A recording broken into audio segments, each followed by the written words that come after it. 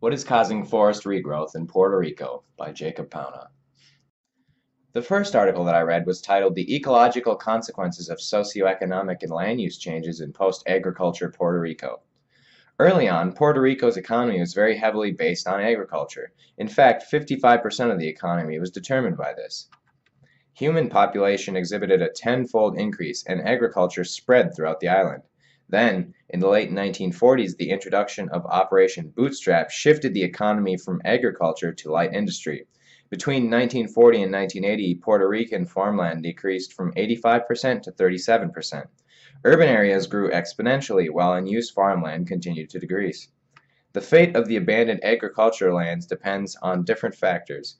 Marginal agriculture at high elevations, on steep slopes, within reserve areas far from roads, in areas with net population outmigration, and in small farm areas located near pre-existing forests.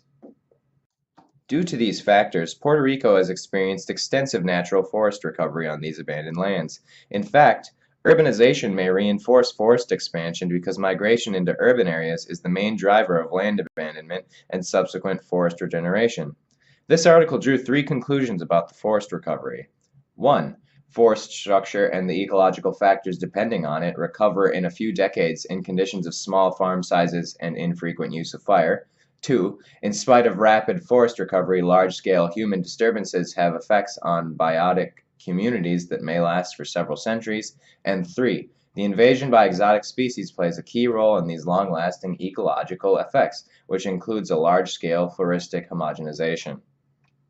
The second article that I read was titled, When Fields Revert to Forest, Development and Spontaneous Reforestation in Post-War Puerto Rico. According to the article, forest cover went from 9% to 37% at a rate of 0.63% per year since Operation Bootstrap's introduction. So, which factor is the most important?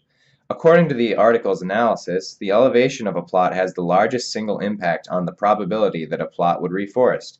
If a plot is above 200 meters in elevation, the probability of reforestation increases 4.69 times.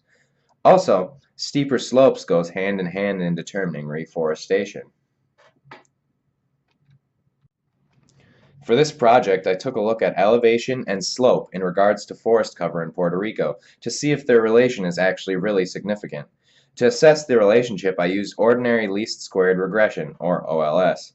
I did this using the fishnet tool at two scales, 500 meters and 5 kilometers, to see the difference in perceived relationship. Then, by looking at the r-squared value, we can get an idea of whether or not the relationship is actually statistically significant and which variable, elevation or slope, is more related. Since elevation was said to be the most important, I will take a look at it first. For this analysis, I used the more detailed fishnet at 500 meters. After performing OLS with elevation as the dependent variable and forests as the dependent, the resulting map shows which areas had the predicted amount of forest for the elevation in yellow. Those that were above the line of best fit are in blue, while those below are in red. Surprisingly, the r-squared value for this relationship was only 0.185. Still, despite this small value, you can see the general upward relationship in the graph. Next, I used the less detailed 5-kilometer fishnet and performed the same OLS analysis. As you can see, due to the lack of detail, it appears that forests and elevation are more closely related. The resulting r-squared value is 0.312.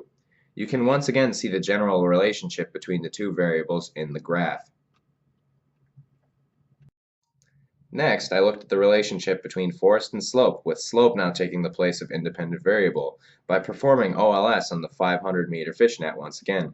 From the results, I found that the relationship between forest and slope is actually more statistically significant than forest and elevation, with an r-squared value of 0.429. As you can see, more of the grids in the fishnet fall in the yellow section, and the scatter plot has more of an upward trend. Lastly, OLS was performed on the 5-kilometer fishnet for forest and slope, and as expected, with less detail, the relationship becomes even more statistically significant. The resulting r-squared value is 0.578. The graph looks even closer to a simple positive relationship now. In conclusion, slope, rather than elevation, is more related to forest regrowth in Puerto Rico. which is not too surprising since it would be hard to farm on very steep lands as it is, and elevated lands could be agriculturally rich. Also, depending on the scale you look at, statistical significance could be skewed. Lastly, there are other affecting variables as mentioned in the articles I read, which play into reforestation. Future research.